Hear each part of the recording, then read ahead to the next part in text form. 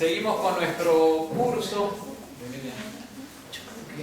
Hay como que para lugares, pero que Acá veniste, Pablo.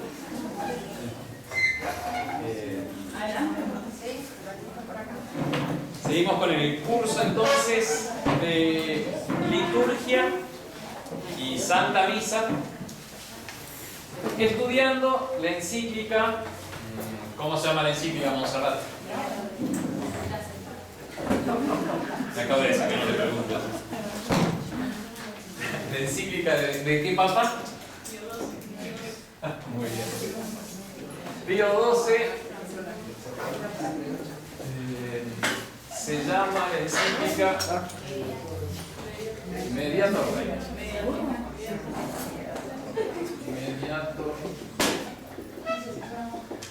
Mediador entre Dios y los hombres, es la traducción.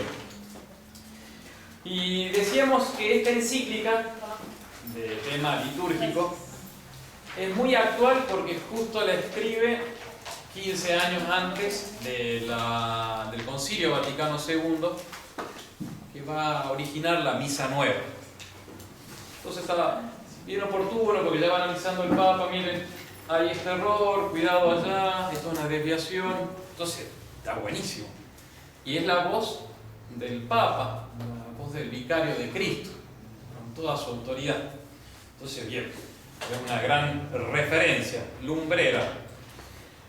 La clase pasada veíamos si había una espiritualidad preconciliar, y el segundo punto que veíamos en la clase pasada era sobre la liturgia y el sacerdocio jerárquico.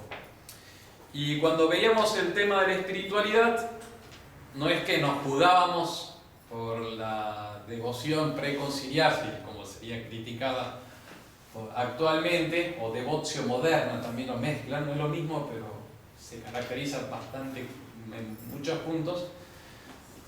Hasta habíamos dicho quizás otra espiritualidad sería mejor para nuestras épocas, Santa Teresita del Niño Jesús. Pero en todo caso decíamos, la crítica que se hace a la devoción moderna deriva, brota, nace en los ambientes modernistas. Entonces, atención a una crítica que no está bien centrada. Bien, y hoy vamos a ver, el tema de esta charla es sobre el progreso. ¡Wow! ¡Qué palabra! Progreso y incrementum es la expresión latina, y el crecimiento de la liturgia. La liturgia progresa, cambia, se desarrolla, evoluciona. ¿Sí o no? Sí, perfección. ¡Wow! Buena respuesta. Suena un poco medio. Es decir, hay una evolución de la liturgia. Ahí sería más confiable si no cambia. De hecho, la liturgia católica es la misma en los 20 siglos, entonces, ¿qué hay de todo esto? Y bueno, ya no usan el bonete, por ejemplo. Buen ejemplo. Antes los curas usaban el bonete, que era como un sombrerito. Que dicen que San Pío X lo sabía tirar con mucha precisión cuando se dormía un feligrés en el sermón. ¡Chum! Lo tiraba.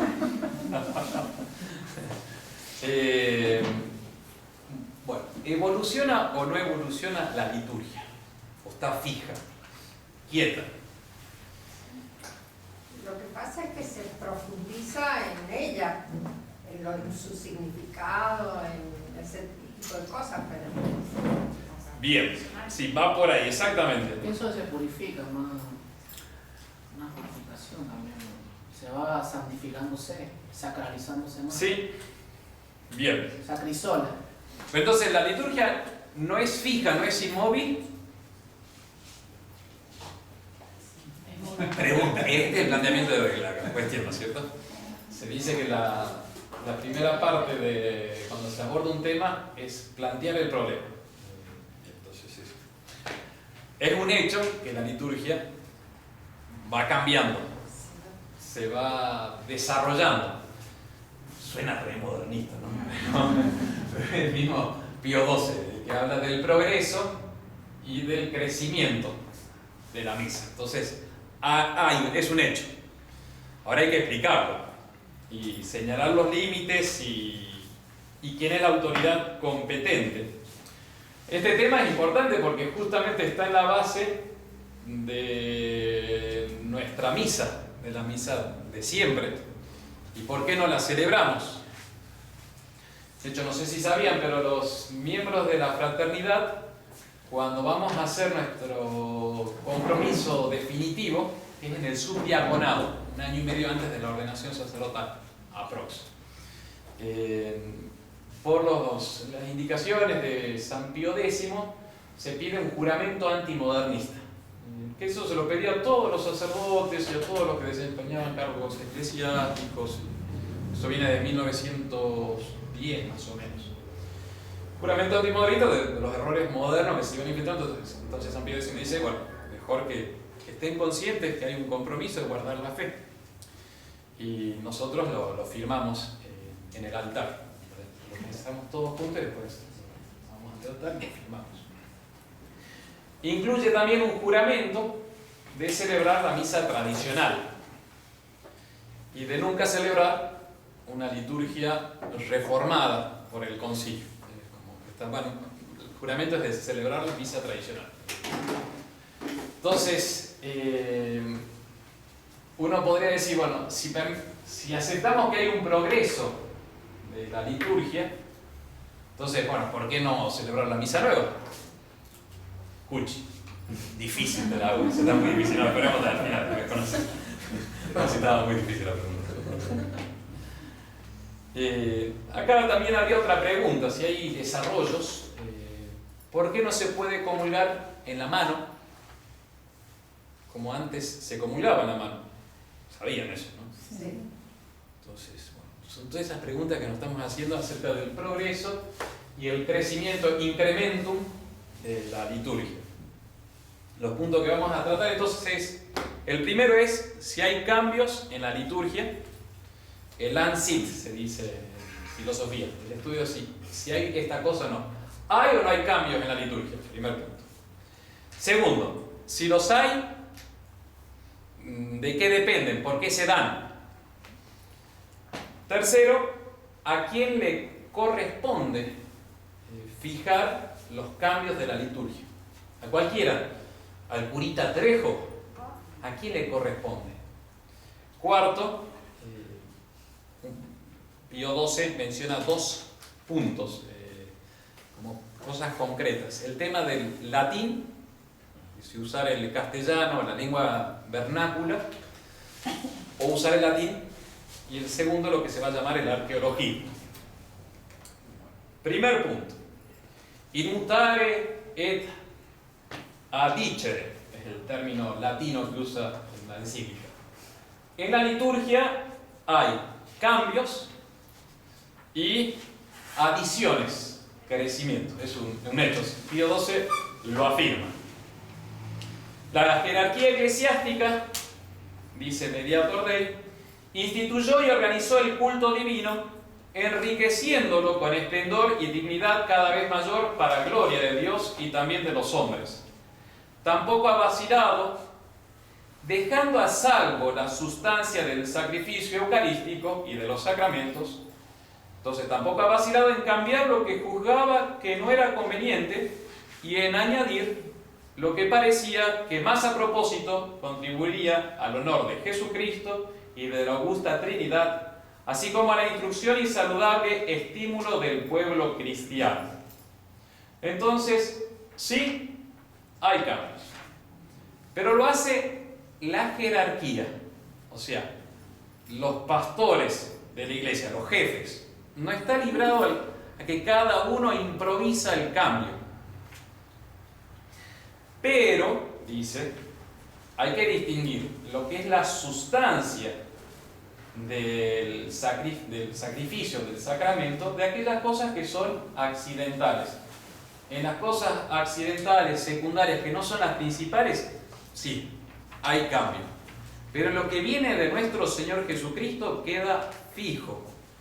Por ejemplo, el bautismo.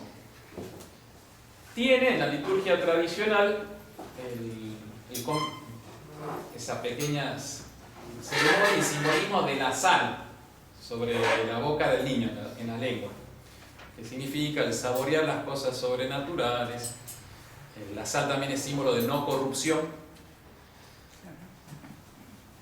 ¿Eso viene de nuestro Señor Jesucristo? ¿Qué viene de nuestro Señor Jesucristo en el bautismo? El agua, muy bien. El agua y las palabras o la fórmula sacramental: yo te bautizo en el nombre del Padre, del Hijo y del Espíritu Santo. De hecho, si por X circunstancia no se puede dar el sacramento del bautismo de manera solemne, solamente con eso bastó: sustancia y accidente. O sea, lo principal, esencial, que no cambia. Y después los otros ritos con que la iglesia ha ido enriqueciendo el significado y ha ido santificándolo. Que eso puede cambiar y va a cambiar, de hecho. ¿Para qué se cambia? Para la mayor honra de Dios y para la instrucción de los cristianos, dice Pío II. Entonces, para la gloria de Dios. ¿Se acuerdan que la definición de liturgia es culto, de la virtud de religión, que se orienta a darle a Dios nuestro Señor la honra, el respeto que le es debido? Entonces, para eso va a ir cambiando. De hecho, nuestro Señor Jesucristo entrega lo más sagrado que dejó a su iglesia, que es su propio cuerpo y sangre, que están verdaderamente presentes en la Eucaristía. Imagínense, lo tenemos a nuestro Señor y es su misma carne. No sé si ustedes creo que les puse el ejemplo, me parece. Esa fue las monjas, yo ya mezclo la charla que voy dando, ¿no? En la hostia consagrada está la sustancia del cuerpo de Cristo. Y uno puede decir, ¿cómo puede ser que un cuerpo tan grandote como es el de nuestro Señor, 1,80 m, se calcula por la sábana santa que mide nuestro Salvador, esté encerradito ahí en una hostia que mide 3 centímetros y que no pesa nada? Ahí está nuestro Señor a modo de sustancia, dice la teología. Por las palabras de la transubstanciación, deja de estar la sustancia del pan y se hace presente la sustancia del cuerpo de nuestro Señor. Ahora bien, la sustancia es lo que importa y los accidentes no importan, en cierta manera, ¿no? De hecho, el hombre puede pesar. ¿Cuánto pesa? No, mejor no. En nuestros años vamos cambiando de peso.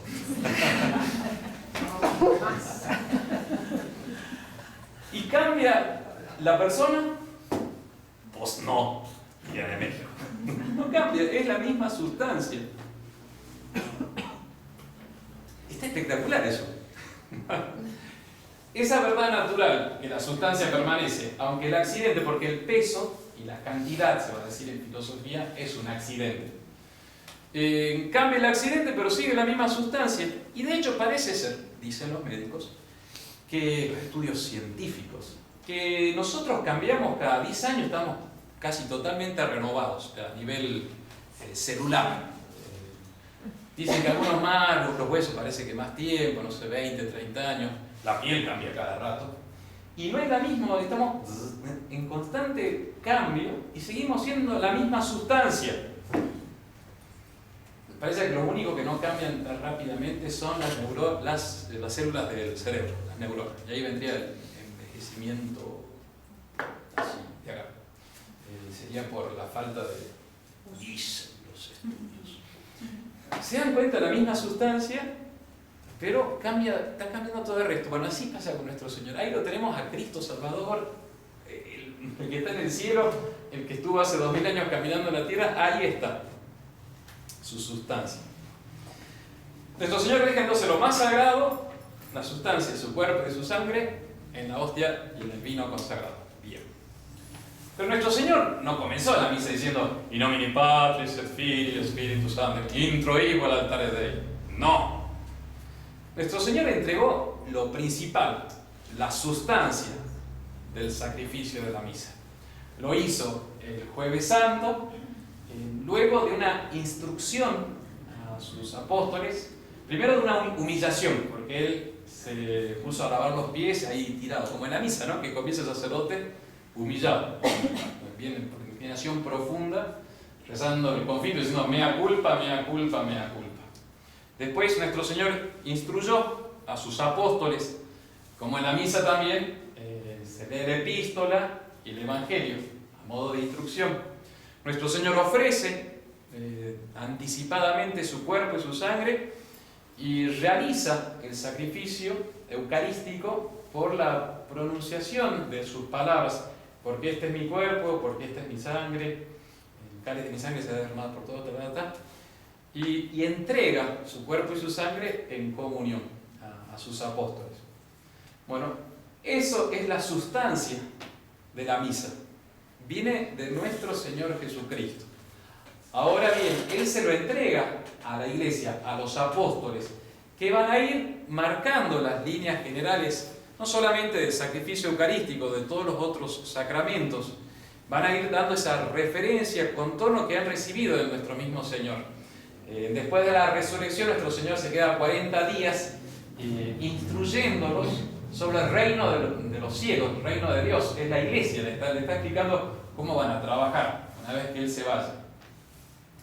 Y así los apóstoles, recibiendo esas directivas de nuestro Señor, van marcando la liturgia católica cristiana que se va a ir desarrollando a través de la mano de la jerarquía eclesiástica.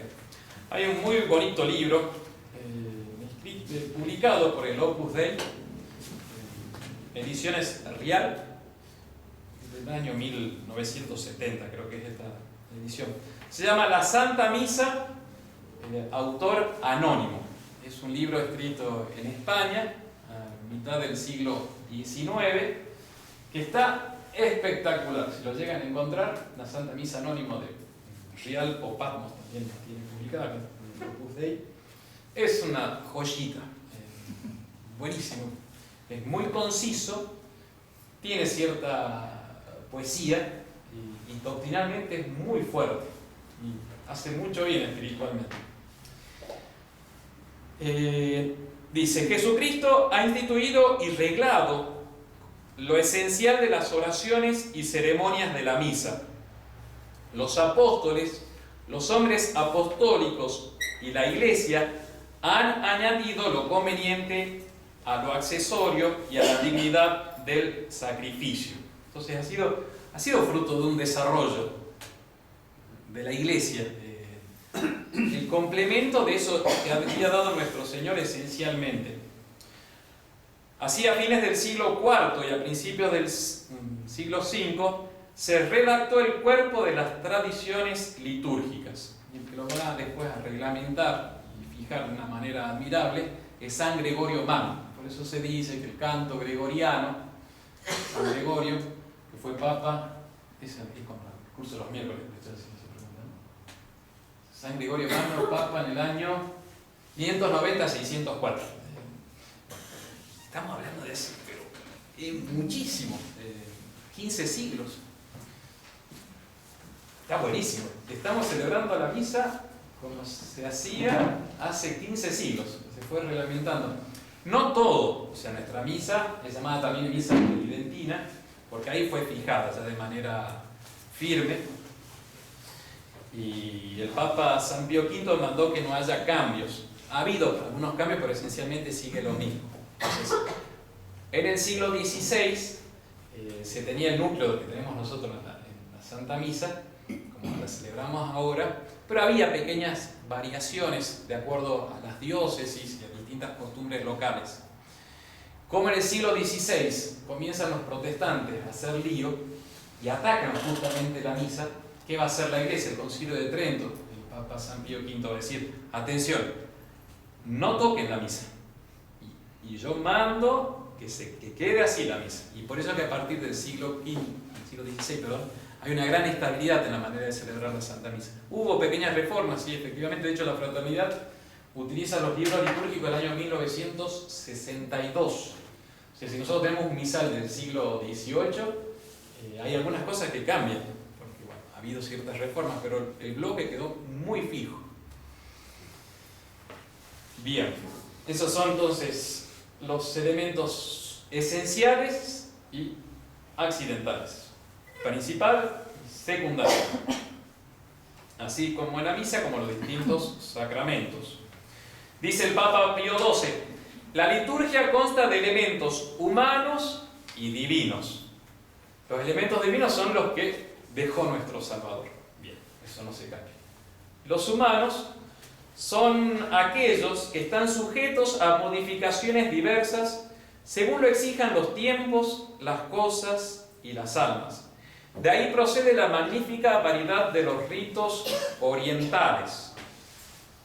¿Los maronitas son los de acá? Sí. Ellos son católicos, apostólicos romanos, se reconocen la primacía de la Santa Sede de Roma.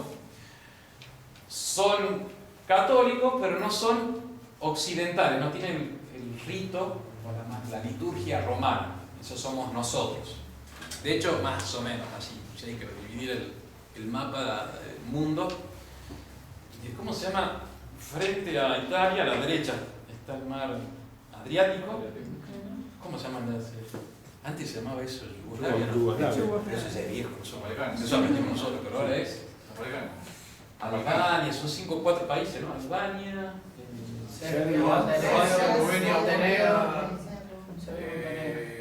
Montenegro, por ahí se bueno, más o menos de ahí hacia la derecha, hacia el oriente, hacia el este, es todo rito oriental. Y más o menos de ahí, pasando por Alemania, en Polonia está medio dividido. Hacia la izquierda somos todos rito occidental. Entonces la Iglesia Católica tiene 2 ritos, oriental y occidental. El occidental, el nuestro, es principalmente el rito romano. Pero hay otros ritos. Por ejemplo, el rito de Milán, el ambrosiano, que está ahí nomás, en Milán, 600 kilómetros de Roma. Hay otro rito que la Iglesia lo permite. De hecho, San Pío V dice se puede continuar con todas las tradiciones litúrgicas occidentales que tengan más de 2 siglos. Pueden seguir, pero las anteriores ya no. Ahí, cortó. Y ahí por eso hay diferencias de ritos. Los dominicos también celebran una liturgia distinta, incluso los dominicos tradicionalistas. Hay cierta variedad. Dices, Pío XII, la Iglesia es un organismo vivo, crece y se desarrolla, así también como su liturgia. Se adapta a las exigencias y circunstancias de cada época, con tal que quede salvaguardada la integridad de su doctrina. Entonces puede cambiar, pero... Por ejemplo, una misa donde se venere a la Pachamama, si por casualidad ha pasado, toda coincidencia con la realidad era casualidad, como las películas. Una misa que se venera a la Pachamama, eso sí atenta contra la integridad de la doctrina católica. No, pero hay que acomodarse a las exigencias y circunstancias de cada época. Entonces, ser judío con los judíos, griego con los griegos, colla con los collas. No se vale. O sea, uno puede adaptarse, pero hay ciertos límites. Y este rompió todo lo. Entonces, el primer punto es la pregunta. ¿Hay un progreso y un crecimiento, enriquecimiento de la liturgia? ¿Montserrat? Muy bien, sí, solucionado. Segundo punto. ¿Por qué cambia la liturgia? No fueron escasas las causas en el desarrollo y progreso de la liturgia durante la larga y gloriosa historia de la Iglesia, dice Pío XII. La primera causa de este crecimiento y progreso de la liturgia es la mayor formulación dogmática.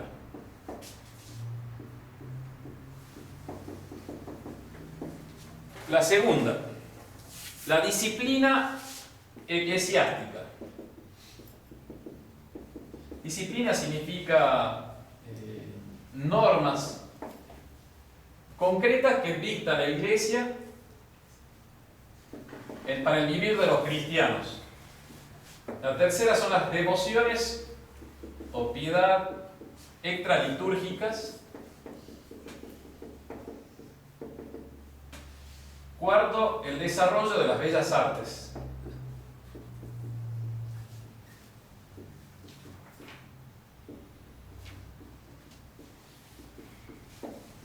Entonces, primera causa del progreso de la liturgia es la mayor formulación dogmática.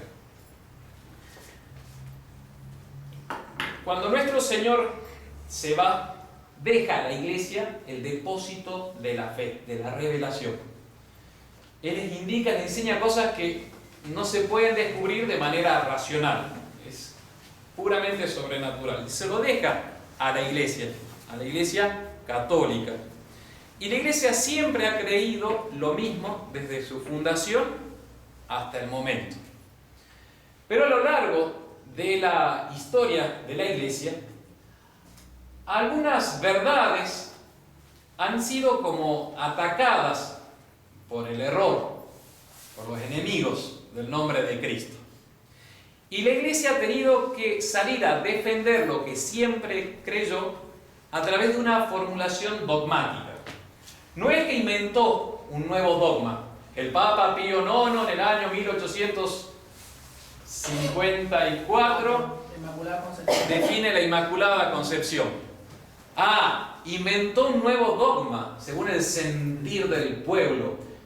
Hizo una encuesta a todas las diócesis y después hizo un sínodo para hablar de cosas modernas. No. Lo único que hace Pío IX es afirmar, miren, siempre la Iglesia creyó esto y se puede estudiar en los documentos del pasado, y lo que vamos a hacer es definir el mismo dogma en el mismo sentir, en la misma interpretación, por decir así. Bien. Ejemplo concreto, la Inmaculada Concepción. Porque la Iglesia siempre creyó en que la Virgen Santa es limpia e inmaculada. Pero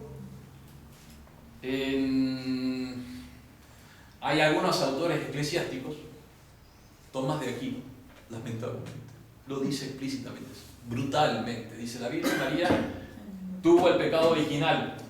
Se nos caen los ídolos. En serio. Tercia cuestión 27.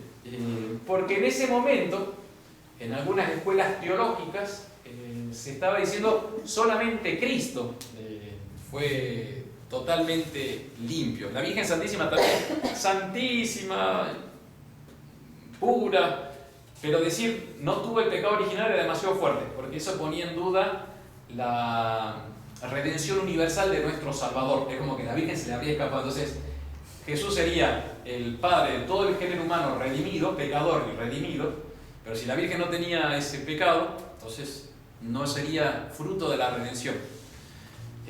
Eso es a mitad del siglo XIII.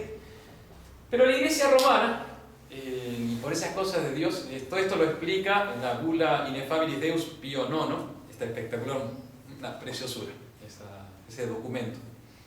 Dice Pío IX, bueno, pero la Iglesia romana siempre defendió la Inmaculada Concepción de la Virgen. Y empieza a citar a Sixto IV, a Alejandro VI, Alejandro VII, cómo defendieron el dogma de la Inmaculada Concepción. Y gracias a Dios, nuestro Señor fue revirtiendo ese error que se estaba dando en algunas escuelas teológicas, y en el siglo XIX, Pío IX dice, esto es dogma de fe. Entonces, había una mayor formulación dogmática del dogma de la fe. No es que fue una invención, eso es modernista. ¿El modernista qué va a decir? Actual, la escuela de los modernistas. Va a decir, Jesús dio un núcleo de revelación de verdades así principales que se deben ir reinterpretando en cada época de la iglesia.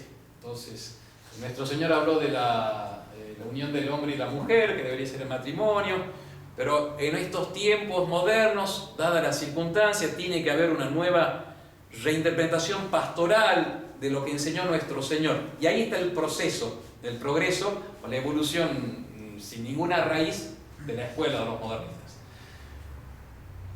La afirmación católica es que el mismo núcleo de la fe, no puede haber documentos que nieguen en el pasado lo que se va a creer ahora, pero que es formulado de mejor manera. De ahí que la Inmaculada Concepción en la misa ha tenido un desarrollo. Hay una nueva nuevos textos que señalan la fiesta de la Inmaculada Concepción el 8 de diciembre. Que eso quizás en el siglo XIII no existía, y menos en la escuela de París, que era donde estaba Santo Tomás. Ahí no habría tenido nada, pero hay un avance. Hay varios puntos donde el magisterio romano va como precisando, habiendo surgido algunos errores. En el sacramento y sacrificio eucarístico, también la palabra transubstanciación, o sea que la sustancia del pan desaparece y está la sustancia del cuerpo de Cristo, eso es bien del siglo XVI y fue para defenderse del ataque de los protestantes. Entonces ya la Iglesia ha ido como perfeccionando la expresión de la fe ante los nuevos ataques. La Virgen Santísima también sería otro de los puntos en donde el magisterio se ha ido desarrollando. Ahí también está el tema de la comunión, padre. Buenísimo. Esa es disciplina eclesiástica. Me sirvió para pasar al segundo punto. No sabía cómo pasar. El catecumenado también, y el sacramento de la penitencia. Antes, si uno lee todas las misas de la Cuaresma, había penitencia que se hacían a los pecadores públicos.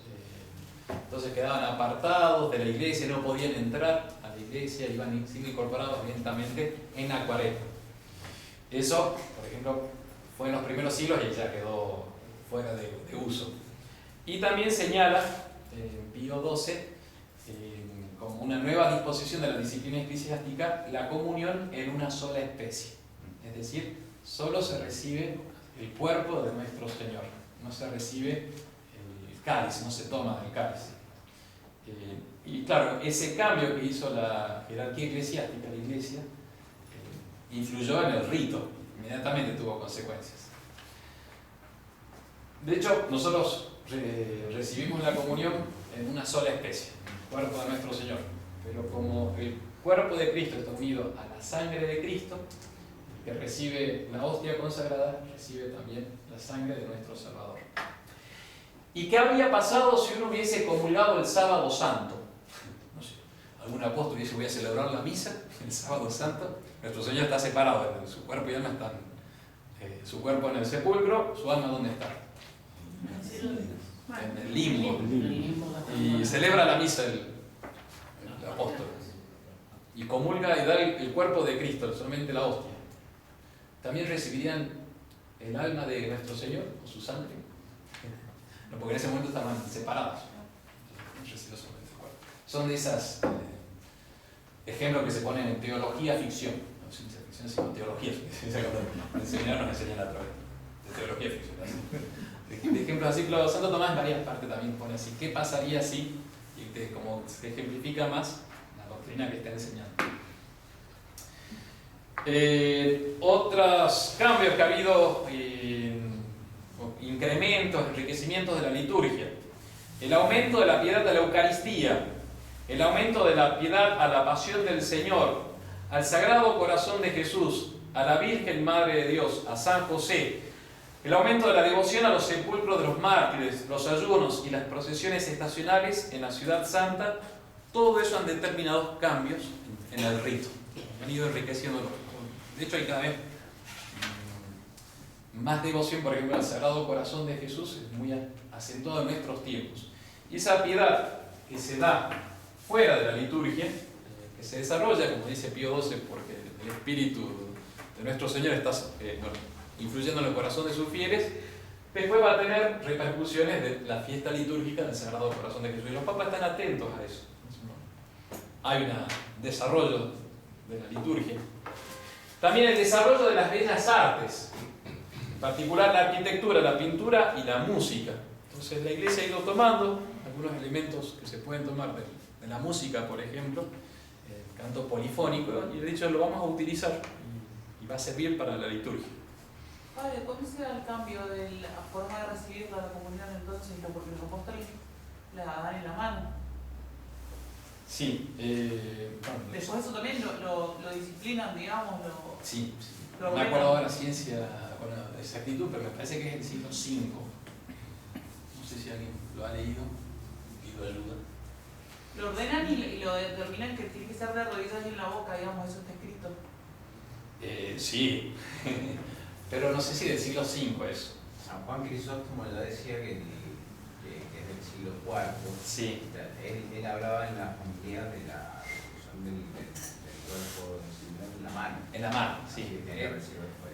Pero es del 430 por ahí más o menos que fallece. Sí. Vamos a ver eso, que se llama el arqueologismo. Es decir, querer tomar costumbres pasadas que la Iglesia ya ha sacado del uso y querer retomar. Se va a llamar el error del arqueologismo. Eso también. Porque muchos que defienden el tema de la comunión en la mano ahora ponen esto, digamos, como que antes sí se recibía en la mano y no pasaba nada, ¿no? Sí, lo vamos a ver ahora. Porque lo dice explícitamente Pío XII, ese error de querer hacer como arqueología litúrgica, estudiar qué se hacía antes. Sí, hay un texto del siglo IV que habla de la comunión en la mano, entonces hay que retomar eso. Y Pío XII dice es un error gravísimo. Lo mismo de la imagen. Bueno, el desarrollo teológico también dice no se puede volver a... Cuando hay un desarrollo ya de parte del magisterio, no se puede ahora retomar algunas expresiones que ya han sido señaladas que no son correctas. Por ejemplo, no se podría ahora afirmar lo que enseñaba Santo Tomás respecto a la Inmaculada Concepción. Sería gravísimo. O sea, no se puede volver así nomás. Ignorar toda la historia de la Iglesia, decir más o menos Pío XII. Bien, esas son las causas del desarrollo y del enriquecimiento de la liturgia. Ahora bien, ¿a quién le corresponde regular la liturgia y los cambios y el enriquecimiento? Ese es el tercer punto. Le corresponde a la autoridad eclesiástica, a la jerarquía. Es el Papa, es la Santa Sede, Roma, y los obispos los que tienen el poder de ir regulando la liturgia. Pero Pío XII va a recordar que el que tiene la autoridad principal para todo esto es la Santa Sede, Roma. Incluso le dice a los obispos, miren, en esto me corresponde a mí, ahora dice así, ¿no? Los obispos lo que tienen que hacer es verificar que se cumple lo que se está mandando desde la Santa Sede. La Iglesia Católica Romana ha sido muy celosa en el tema de la liturgia, porque a través de un error en la liturgia se introduce un error en la doctrina. Entonces, por eso ha sido muy atenta. Dice el Papa Pío XII, la Iglesia se sirvió de su derecho propio para tutelar la santidad del culto contra los abusos que iban introduciendo personas privadas e iglesias particulares. Así sucedió que durante el siglo XVI, al multiplicarse tales costumbres y usos, y poner las iniciativas privadas en peligro la integridad de la fe y la piedad, con grande ventaja de los herejes y sus errores, nuestro predecesor Sixto V estableció en 1588 la Congregación de Ritos, órgano que, al ordenar y decretar, que tiene, por función ordenar y decretar todo lo que atañe a la liturgia. Entonces, en el año 1588, el Papa dice: voy a fundar un dicasterio, una oficina vaticana, que va a estar atenta a cómo se desarrolla la liturgia en todas partes del mundo. Y, bueno, siempre la Iglesia romana ha sido bastante como condescendiente con todos los ritos orientales, nos dejaba con cierta independencia, pero estaba tutelando, estaba como revisando, porque bueno, la Santa Sede es maestra de verdad, es centro de unidad de la Iglesia Católica, la fundada por nuestro Señor. Entonces la Iglesia romana decía: bueno, yo estoy atento a los ritos, cómo se van desarrollando. Bien. Y dice: me tienen que obedecer.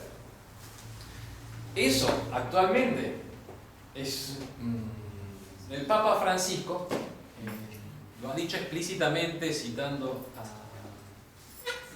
Concilio Vaticano II, y ahora no me acuerdo si a Benedicto XVI o a Juan Pablo II, que es necesario que la Santa Sede, que el papado, haga una conversión de sí mismo, y que no centralice tanto, monopolice tanto el poder, sino que comparta su potestad con las conferencias episcopales, incluso en temas doctrinales. Lo ha dicho el documento programático del año 2013, Evangelii Gaudium, lo dice: bueno, tiene que haber una conversión del papado para no centralizar y monopolizar. Claro, la Congregación de los Ritos, fundada por Sixto V, es justamente lo opuesto a esta visión más colegial, no tan monárquica, por decir así. Eso va a ser un desastre. Imagínense, se va a dar un poder que ya se está dando, ¿no? Sí, ya se da. El tema litúrgico, cada uno hace lo que quiere. O sea, el Papa está diciendo: por favor, las personas privadas no hagan ningún cambio en las iglesias particulares. Ahora, cada sacerdote hace su propia liturgia. Pero no solamente en temas litúrgicos, sino también en doctrinales. Dicen: voy a darle el poder para que puedan hacer reformas o ir fijando sus propias creencias. Eso va a crear la atomización de la Iglesia Católica, porque cada uno no va a haber esa unidad de la fe. Bien protestante. Sí, exactamente. Bien protestante. Bien.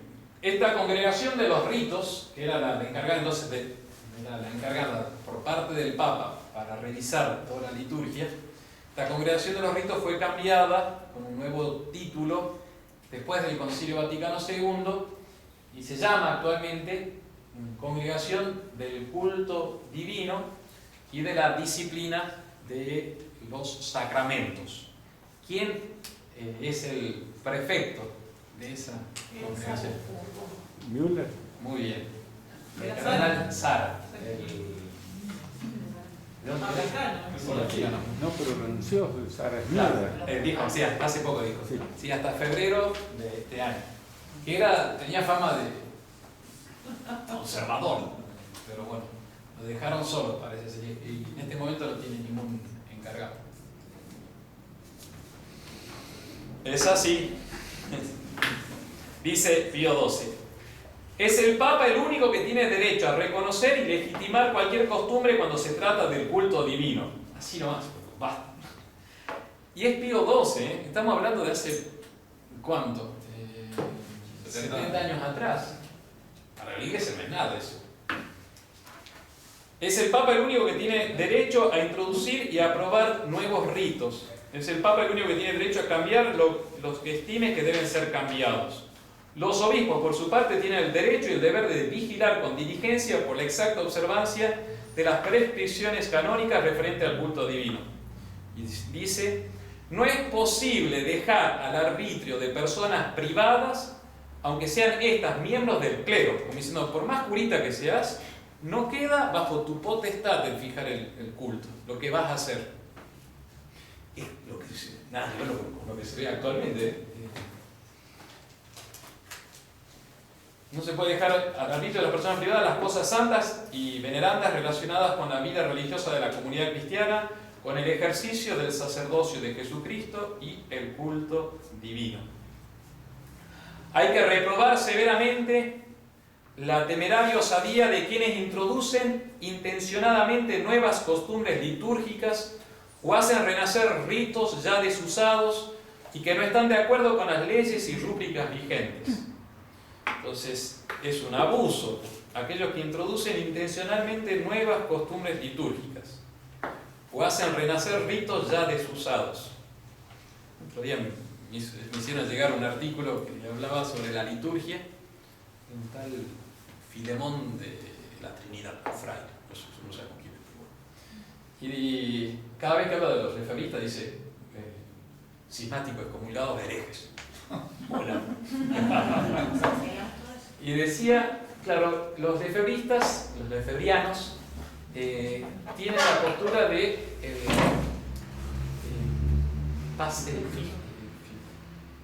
fijos pasadistas, algo así nos llamamos, fijos pasadistas. O sea, como están muy anclados, fijos. De hecho, la liturgia tradicional es bien,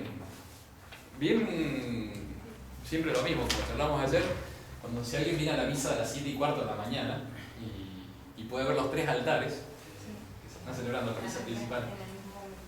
Pero es casi vamos al mismo tiempo. A veces uno se confunde porque el otro está diciendo no, hijo que pegato, no, hijo que pegato, pará, lo dije yo primero. A veces me apresuro a consagrar yo primero antes que me consagren los otros.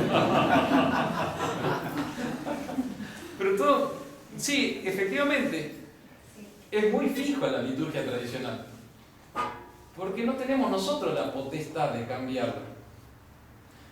A veces, esto por poner, no sé qué misa celebrará este personaje, pero van cambiando, van diciendo, no, yo tomo la liturgia de la palabra, que es la primera parte, no sé cómo llamar eso, no, yo la hago. Pero después el ofertorio agarro las oraciones de la misa tradicional, porque son más bonitas y que son incorporadas en el siglo III, entonces toman esto de la misa nueva, de la misa tradicional toman el ofertorio, hace la consagración seguro, digo las oraciones del promultis, y no está bien eso. No está en nuestra potestad del sacerdote el ir inventando la liturgia. No es romano eso. Romano es decir, me lo da la Santa Sede y yo la celebro como la celebro. Y así. De hecho, la fraternidad, tenemos los libros aprobados en el año 62 y dice, todos los puritos celebran de la misma manera y no empezamos a... Bueno, hay pequeños cambios, ¿no? Yo traduzco el Evangelio antes de la epístola después, pero eso es detalle. No me llamen, no me miren. No, pero está bueno porque uno está sentado más tiempo. No había pensado esa implicancia. Bueno, entonces es la Santa Sede la que determina. Finalmente, el Papa menciona 2 asuntos puntuales: la lengua latina y el arqueologismo. Pío XII se lamenta que algunos usan la lengua vulgar en la celebración del sacrificio eucarístico. Las traducciones, la traducción de la misa. Estamos hablando de 12 años antes del Concilio Vaticano, 15 años antes del Concilio Vaticano II. Es muy reciente cuando hay una indicación clara del magisterio que dicen hay que usar el latín y se cambia después. Es una locura. Ahora vamos a citar a Ottaviani, esta buena de su intervención cuando habla de la liturgia. ¿Y por qué tiene que ser latín? El empleo de la lengua latina es señal de unidad, antídoto eficaz contra toda corrupción de la doctrina genuina. Es señal de unidad. Muy bonito en la reunión internacional de la fraternidad, todos cantan el Kyrie en latín, todos responden en latín. Y vos tenés el argentino, el francés, el norteamericano, el chinito, todos estamos con la misma lengua, signo de unidad. En los santuarios modernos tienen que ir diciendo misa en español, misa en francés, misa en inglés. Se pierde esa unidad de la celebración romana. Eso en Fátima se veía, estaban los feligreses japoneses y los africanos, y todos cantábamos y rezábamos lo mismo. ¿Usted estuvo? ¿2008? No, del 17, Ah, en Fátima. En Fátima en el 17 estaban los japoneses vestidos con sus kimonos, igual que los africanos, todos con sus ornamentos, y sin embargo la misa y todos cantábamos y rezábamos lo mismo. Signo de unidad, por eso el latín. Bueno, Y además el católico idioma de la universal. ¿Cómo? Bueno, católico universal. De hecho, Ahí viene el término. exactamente, es católico. Católico y romano. Y es antídoto eficaz contra toda corrupción de la doctrina genuina. Porque el latín es se dice, una lengua que no está viva. Dicen muerta. De hecho, las intervenciones del Concilio Vaticano II dicen cómo podemos estar utilizando una lengua muerta. Como diciendo hay que cambiar. Pero al ser justamente no tener un desarrollo actual, permite que los términos teológicos sean mucho más precisos. Por eso lo llama antídoto contra el error. Ahora voy a citar respecto al uso de la lengua búlgara. Esta es la historia del Concilio Vaticano II en 5 tomos de la escuela o de la Universidad de Bolonia. Bolonia siempre ha sido la universidad así como en Italia, ¿no? Creo que está de Roma a la derecha, al norte. De la Toscana se dice, ¿dónde está? Toscana, más al norte. Eso, y para allá. No, Toscana no es sé. allá. Toscana es Florencia. Sí. Bueno, esta universidad de Bolonia siempre ha sido considerada en los últimos años como más rojilla. Hay un movimiento comunista fuerte, lo hubo en el siglo pasado. Y esta universidad hace la historia del Concilio Vaticano II una de las grandes referencias, porque los tipos han estudiado un montón. Los tipos trabajan. Y dirige esta obra Alberigo, el director de la... Y está buenísimo. Han leído de todo, son no sé cuántos tomos de toda la historia del Concilio Vaticano II, de las actas de la Santa Sede, y se han puesto a estudiar uno por otro. Entonces están las intervenciones distintas. Intervenciones de José Lefebvre también está bueno, porque en un momento dice, bueno, intervino esto, intervino lo otro, pero no lo dice así. Pero dice, la intervención de José Lefebvre iba más al punto de la cuestión. No me acuerdo en qué pasaje, pero como que el Monseñor lo había captado más y estos se dieron cuenta. Este estaba yendo más al quid.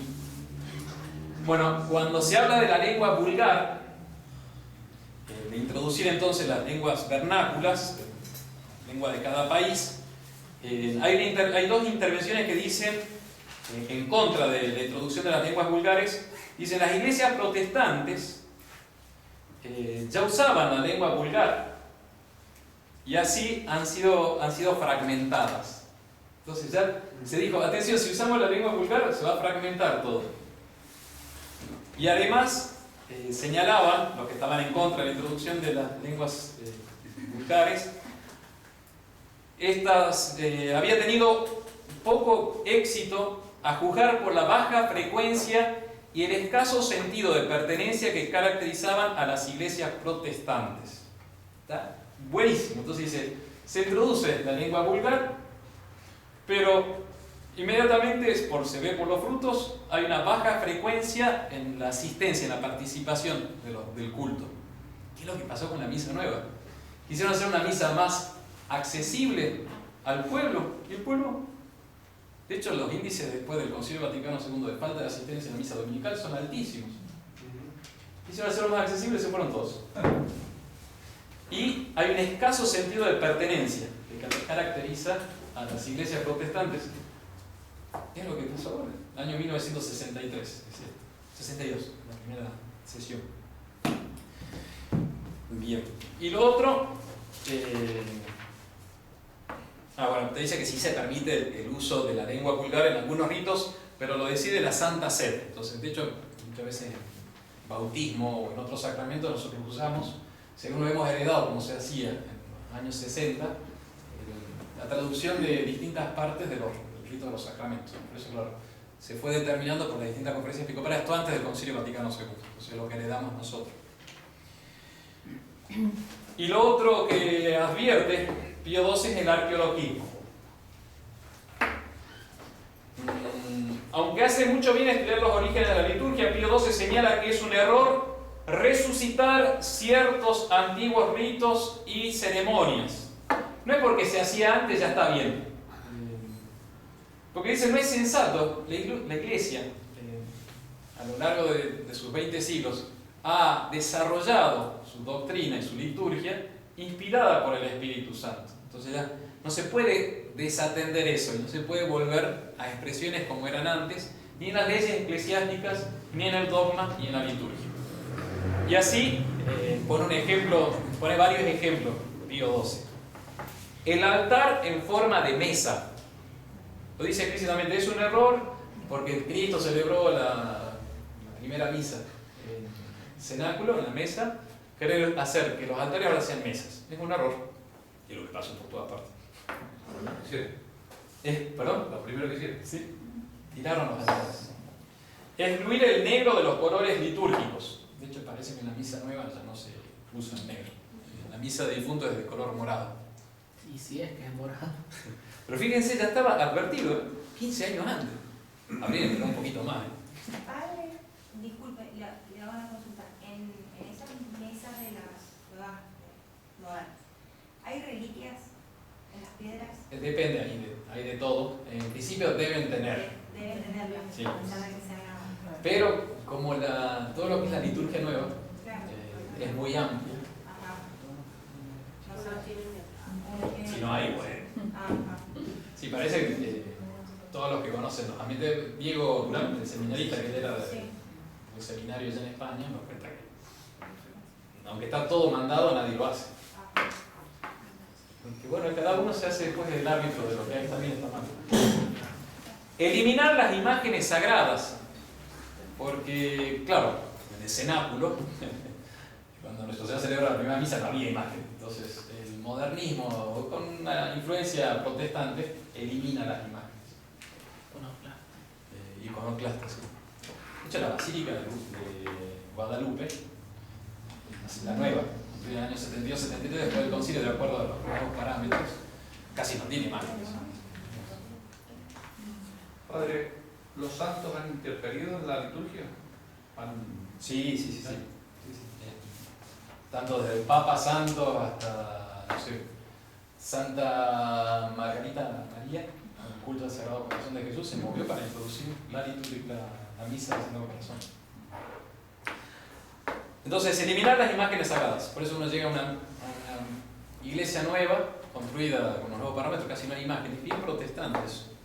También se van eliminando los reclinatorios. En Estados Unidos me acuerdo de haber visto muchas iglesias sin reclinatorio. La gente está parada. Planos. La disposición, una asamblea Circular, exactamente. La asamblea. Hacer desaparecer en las imágenes del crucificado los dolores de su pasión. Entonces las cruces ya no tienen un Cristo muerto o sufriente, sino un Cristo que va resucitando. Es una catedral de Salta, muy claro. Entonces está la cruz en Fátima. ¿Quién dijo Fátima? Sí, exactamente. Allá, ¿no es cierto? Exactamente, ese es el más claro y es horrible. Es un Cristo que está desprendido, está en la cruz, pero está resucitando. Y por eso ya está separado de la cruz, está saliendo glorioso. Y ese es el misterio pascual. Esa cruz es el símbolo de la nueva liturgia porque es el misterio pascual. Cristo que pasa de la muerte a la resurrección hacia la ascensión. De hecho, artísticamente es muy bien pensado. Pero justamente estaba ya, Pío XII decía, no está bien eso.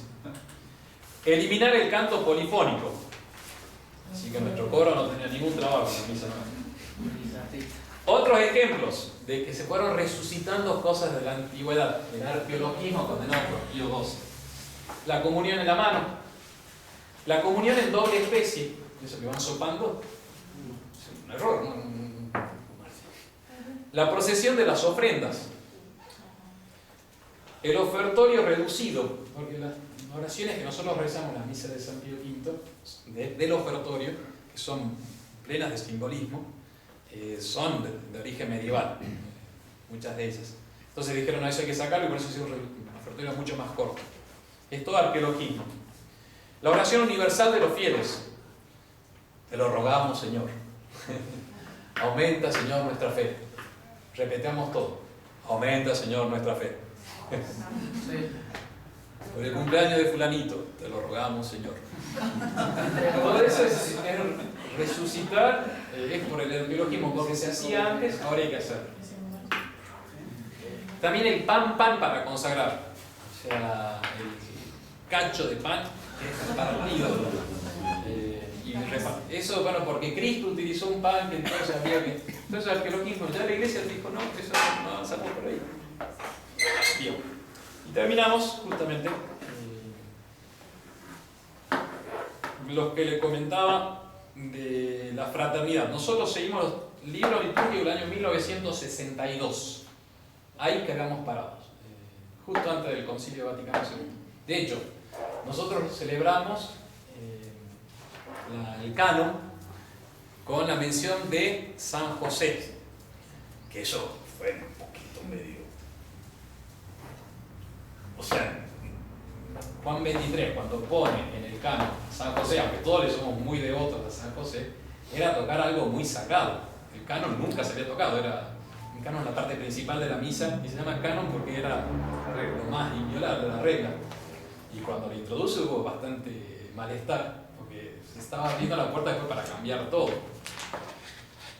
Nosotros también celebramos la liturgia de la Semana Santa, ya de Pío XII, que hizo una reforma, que me parece un poco ya el movimiento litúrgico de los medios. Incluso la genuflexión cuando dice de los judíos.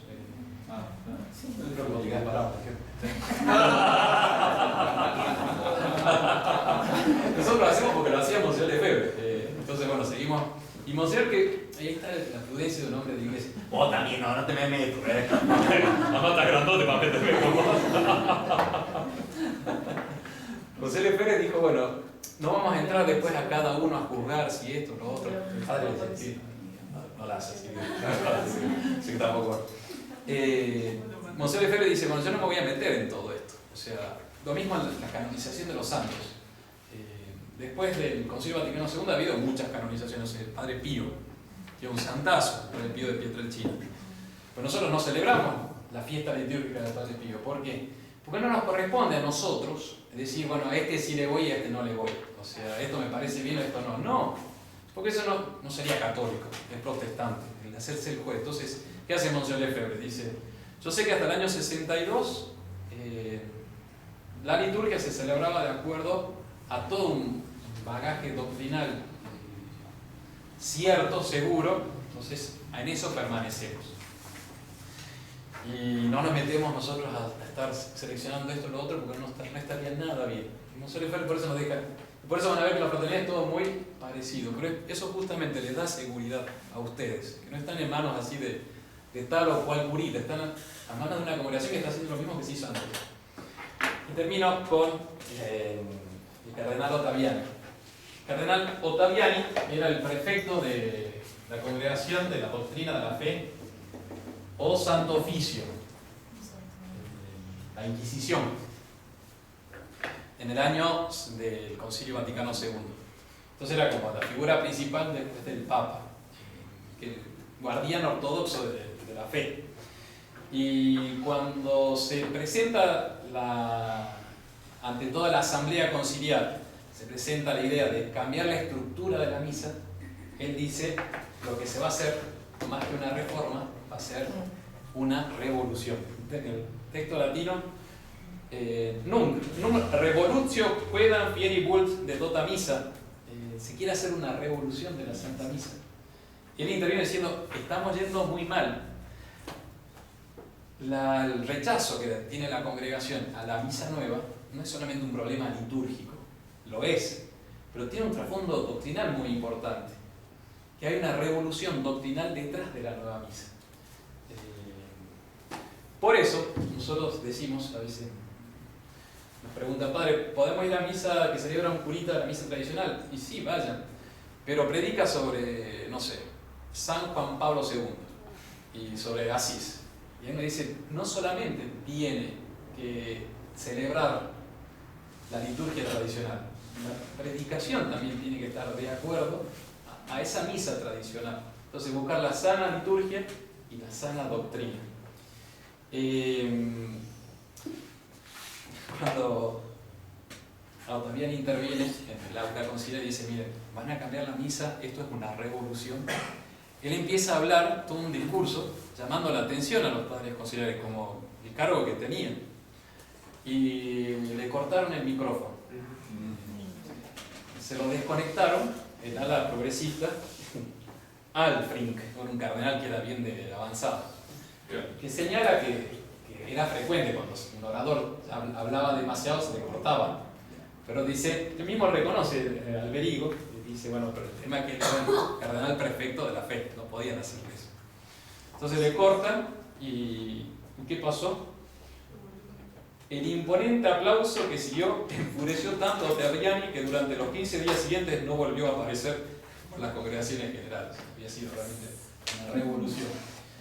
Es lo que pasó con la misa nueva, una revolución que tiró todo por la borda, todo lo que había enseñado el magisterio hasta ese momento. La próxima clase ya empezamos a estudiar la misa. ¿Qué dijo un comentario hizo del Padre Pío que no escuchamos? Bueno, entonces, el Padre Pío es un santazo. Fue canonizado por Juan Pablo II y tiene una misa propia en la nueva liturgia. Pero nosotros no celebramos la misa litúrgica del Padre Pío, porque también la misma actitud que hizo Monseñor Lefebvre paró ahí en el 62 porque hay una gran confusión ahora. Entonces dice, no vamos a estar nosotros diciendo celebro la misa en honor al Padre Pío y no celebro la misa en honor a San José José María o Pablo VI. O Angelelli.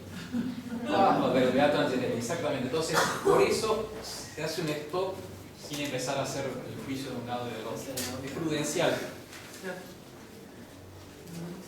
¿Alguna pregunta? Dos preguntas tengo. Una es que, bueno, el Papa, digamos, que decía que había que hacer, los únicos que podían cambiar la liturgia era la Santa Sede, ¿no es cierto? Y había que hacerle caso al Papa, además de eso. Cuando se cambia la misa de Novus, ¿fue aprobado por la Santa Sede? Y como es el problema de una revolución doctrinal que está por detrás, la primera, de parte de la congregación de Monseñor Lefebvre, lo primero que hace es decir hay un problema de fe acá. Y es por eso que él pone un stand-by a la enseñanza magisterial moderna, que después sería cuestión de estudiar. Se nota que tiene ya los principios liberales, modernistas.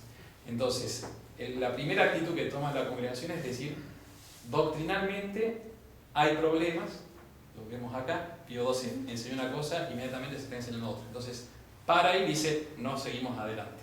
Y por eso que tampoco se acepta la reforma del año 69, la de Pablo VI de la misa nueva. Es la autoridad competente, pero hay que justificar o entender el problema primero doctrinal. Por eso estamos parados ahí. Pero sí, reconoce la congregación que tiene la autoridad para hacerlo. Pero se dice que la reforma que hizo es ilegítima. Él tiene la autoridad, pero la materia que está enseñando no es legítima, que está promulgando. ¿Y la otra? Y la otra es que en el canon de la misa de Novus, por ejemplo, después de la transición, si el sacerdote dice otra palabra, por ejemplo, que a veces en la parte de difuntos, se pone a hablar de los difuntos o dice alguna otra palabra, ahí se corta el canon y ya no hay... Sí, se cortaría el canon y lo puede retomar después. O sea, sí hay... Modernamente hace muchas interrupciones y... Sí. Pero está el cuerpo de Cristo verdaderamente presente, sí. Dice otra cosa que no tiene que decir después de la... Tiene que guardar lo sustancial, que son las palabras de la consagración, y tener él la intención de hacer lo que manda la Iglesia. Si él no nos dicen las palabras de la transubstanciación, no habría consagración. Yo he estado en algunas misas y me pareció que ya no había consagrado el sacerdote. Me pasé en México, en Oaxaca, me acuerdo que entré y quedé escandalizado. Porque empiezan a poner nuevos elementos. Y también un problema que tiene la misa nueva es que el canon lo hacen a modo narrativo, es decir, como volver a recordar lo que hizo Cristo. Y en la consagración, es verdad que uno evoca lo que hizo nuestro Señor, pero hay un mandato, una expresión sacramental del sacerdote. O sea, cuando el sacerdote en la misa tradicional consagra, no es que está repasando lo que dijo Cristo. Él toma la hostia y dice, este es mi cuerpo. Entonces, no es el repaso de lo que hizo hace 2000 años, sino este. Y ese es el problema de la misa nueva, que diluye un poco la intención de la consagración en ese momento. Si un sacerdote tiene la fe y dice, no, yo quiero consagrar esto, a pesar de que lo diga en un tono narrativo, habría consagración. Pero es por la fe que tiene el sacerdote a pesar de la misa nueva. Si se pone solamente siguiendo el texto de la misa nueva, queda diluido en ese relato narrativo. No sé si hay otra... Y si el sacerdote no cree en que la hostia es, por más que diga las palabras que tiene que decir, La intención. no consagra. Si el sacerdote no cree él personalmente, No cree que el sea problema realmente- sería que él no quiera poner la intención de consagrar esa materia. Ahí hay discusiones en las cuales nos introdujo su hermano, el padre Calderón, y que nos decía, bueno, es claro que la teología sacramental exige que el sacerdote tenga la intención de hacer lo que hace la Iglesia, aunque él no tenga la fe. Sería el caso de un bautismo dado por un pagano. Un pagano puede dar, aunque no tenga nada de fe, un judío, un escéptico, pero dice, bueno, ¿vos querés que yo te arroje agua? ¿Querés que diga estas palabras? Bien, lo hago. No tengo la fe, pero lo hago. Y se produce el bautismo. Lo mismo, el sacerdote debe tener la intención, aunque él no crea, pero si él tiene la intención de hacer lo que hace la Iglesia y de aplicar a esta materia concreta las palabras, siendo el sacerdote, habría consagración. Nada más usted dijo que... Pero tiene, justamente, el problema de la misa nueva es que es un tono narrativo, en que no hay relación de este pan que estoy consagrando con el poder que estoy diciendo en ese momento, ¿no? La diferencia lo dan los 2 puntos. 2 puntos tiene el canon en la misa nueva y punto aparte tiene la consagración en la misa tradicional. Ah, bueno. O sea, ahí está la clave. Sí, 2 sí, puntos sí. porque sigue Porque es y el narrativo. punto aparte porque cambia a la persona. No, porque también habla en pasado en la misa nueva. Él dice Jesús dijo, pero como algo pasado, como algo que tenemos que recordar, como dicen esto en mi memoria o acordándose de mí. O sea, eso es el problema en la misa nueva, que no, la consagración es como un tiempo presente, no es algo que lo toma como un recuerdo de un pasado, como el pasado que tuvimos Claro. en común. Inclusive cuando nos dicen hagan esto en conmemoración, dicen hagan esto en mi recuerdo. Sí. Inclusive Peor, muchos peor. no lo escuchan, Sí, encima sí, peor. Peor todavía. Pues como decir, bueno, vamos a hacer esto como si recordáramos algo de nuestra infancia. Que o sea, sería lo mismo que hace la cena protestante. sí, Un recuerdo. es la de- cena del Señor, Sí, el sí, sí. recordatorio. Son 2 dimensiones totalmente distintas, la de la teología católica, de la misa y de la cena protestante. Sí. Usted dice que Monseñor Lefebvre dice, llegamos hasta el 62. Posteriormente viene el Vaticano. ¿Sí? Ahora bien, por eso la fraternidad se mantiene estrictamente en lo que... Hasta el 62, hasta el 62. Católica, apostólica y romana. ¿Qué posición tiene? Porque el Vaticano existió, existe, y bueno, ¿qué posición tiene al respecto ahora? Como para decir, bueno, somos católicos, apostólicos y romanos, digamos, ¿no? Y que nos puedan explicar, o sea, yo que tengo varios años y vengo y bueno, estoy maravillado con esta liturgia. ¿Qué pasa? Es decir, ¿qué posición o qué óptica yo tengo que tener con respecto a todo esto? Digamos, al Papa, que es el Papa, Claro. a grandes pensadores, que yo sigo insistiendo, como Baltasar o el mismo Benedicto XVI, grandes teólogos, ¿qué posición? Es decir, ¿qué óptica tendría yo que tener? ¿Cómo voy Claro. cincelando todo esto? Para el católico, después del Concilio Vaticano II se hizo un dilema. O sigo la doctrina romana, católica, la que siempre enseñó Roma, y empiezo como a desconocer a los que me están predicando cualquier cosa, que es lo que nos une a todos nosotros acá. ¿Por qué ha crecido tanto la cantidad de fieles que están viniendo a misa acá? Porque no quieren recibir la comunión en la mano. Y es porque el obispo lo está mandando. Y el obispo es como, en nombre del Papa, es representante de la Iglesia romana para este territorio. Habría que obedecer. Entonces se crea una dialéctica entre la fe que quiero guardar y después la obediencia. Son como los dos. En un toro que se está enfrentando, tenemos un asta y el otro. Y uno tiene que guardar ese equilibrio de guardar la fe romana y de creer, o sea, la fe católica, y de creer en la autoridad romana, de la Iglesia Católica Apostólica Romana. Jesús dijo, háganles caso, pero no sigan sus obras. Eso lo digo a los fariseos. Entonces, la posición de Monseñor Lefebvre fue decir, esto es seguro, hasta el 62 es seguro, y es doctrina romana. Es lo que estamos estudiando. Pío XII lo decía y nos advertía, tengan cuidado, eso es Roma.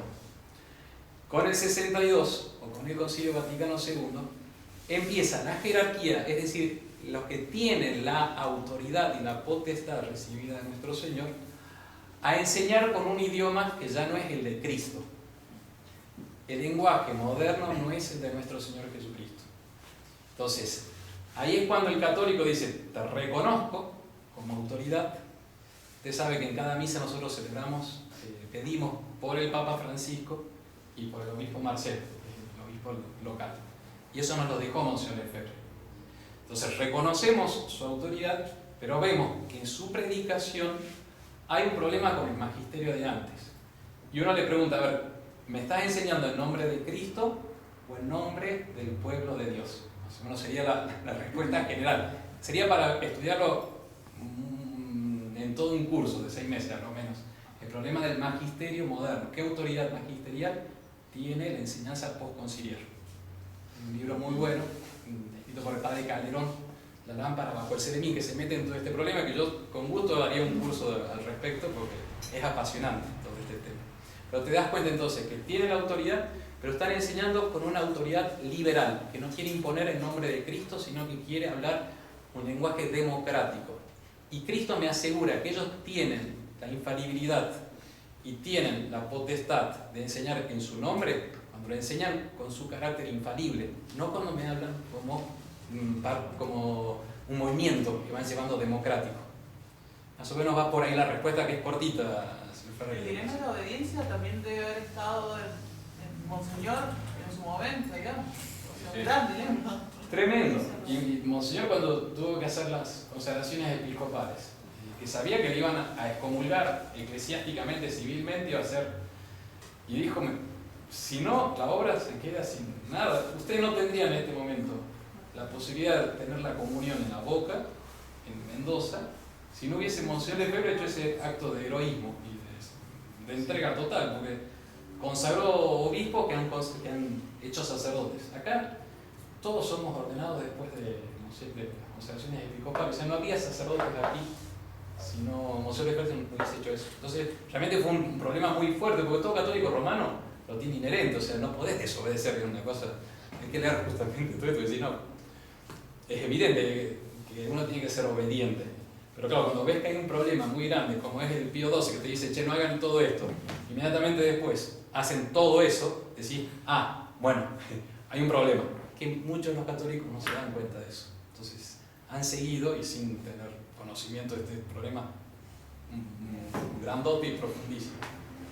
Bien, bueno, vamos a terminar, que medio tarde, quedo para la discusión para la pregunta.